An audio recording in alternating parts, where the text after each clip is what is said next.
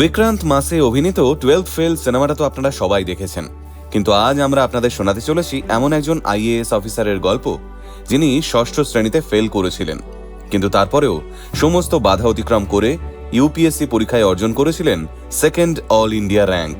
হ্যাঁ, ঠিকই শুনলেন, ভারতের অত্যন্ত জনপ্রিয় এই আইএএস অফিসার হলেন 2011 সালের ইউপিএসসি পরীক্ষায় সারা ভারতের মধ্যে দ্বিতীয় স্থানাধিকারী রুক্মিণী রিয়ার। স্বামী বিবেকানন্দ বলেছিলেন, চালাকির দ্বারা মহৎ কাজ হয় না, মহৎ কিছু করতে গেলে বড় কোনো লক্ষ্য অর্জন করতে হলে প্রয়োজন সততা আর কঠোর পরিশ্রম।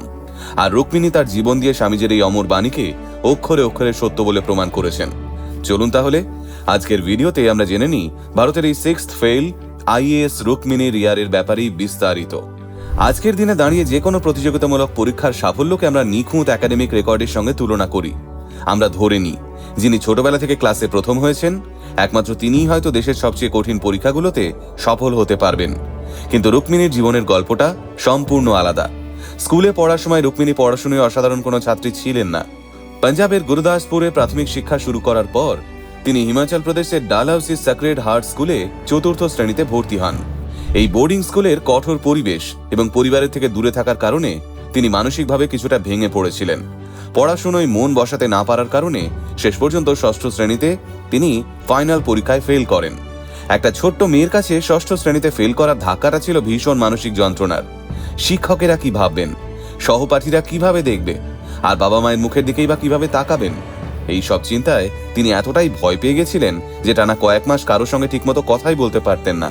কিন্তু এই ব্যর্থতার পরেও তার পরিবার তাকে সবসময় সাহায্য করেছিল। তার বাবা মা তাকে বকাঝকা না করে পাশে দাঁড়িয়েছিল এবং বুঝিয়েছিল যে একটা পরীক্ষার ফল কোনো মানুষের ভবিষ্যৎ ঠিক করতে পারে না।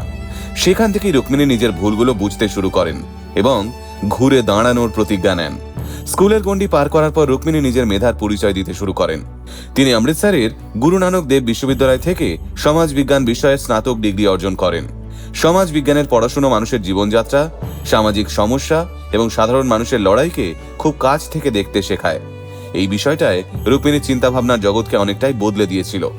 স্নাতক স্তরের পড়াশোনা শেষ করার পর তিনি দেশের অন্যতম শিক্ষা প্রতিষ্ঠান মুম্বাইয়ের টাটা ইনস্টিটিউট অফ সোশ্যাল সায়েন্সেসের থেকে সমাজ বিজ্ঞান নিয়েই স্নাতকোত্তর ডিগ্রি লাভ করেন।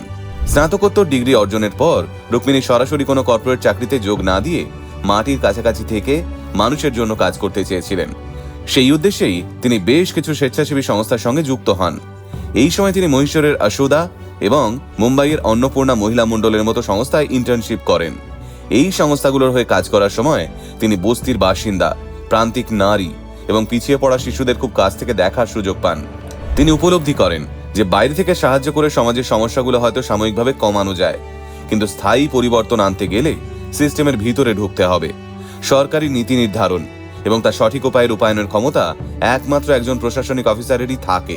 সাধারণ মানুষের মুখে হাসি ফোটানোর এবং সমাজকে বদলে দেওয়ার এই তীব্র তাগিদ থেকে রুক্মিণী সিভিল সার্ভিসে যোগ দেওয়ার চূড়ান্ত সিদ্ধান্ত নেন এবং সম্পূর্ণ সেলফ স্টাডির উপর ভরসা করে শুরু করেন ইউপিএসসি পরীক্ষার প্রিপারেশন। 2011 সালে রুক্মিণী রিয়ার প্রথমবারের জন্য ইউপিএসসি পরীক্ষায় বসেন, আর নিজের প্রথম প্রচেষ্টাতেই তিনি সারা ভারতের মধ্যে দ্বিতীয় স্থান অর্জন করে ইতিহাস তৈরি করেন। আইএএস রুক্মিণী রিয়ার এই মুহূর্তে জয়পুরে পোস্টেড রয়েছেন এবং তিনি কাজ করছেন রাজস্থান সরকারের ট্যুরিজম ডিপার্টমেন্টের কমিশনার পদে।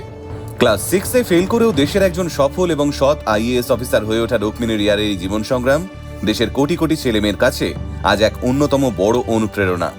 রুক্মিণী রিয়ার প্রমাণ করে দিয়েছেন, যদি মনের জোর থাকে তাহলে যে কোনো ব্যর্থতা কিংবা কঠিন সমস্যাকেও সহজেই পার করে নেওয়া যায়। ভারতের 6th ফেল আইএএস অফিসারের এই গল্পটা জেনে আপনাদের কেমন লাগলো অবশ্যই কমেন্টে জানাবেন।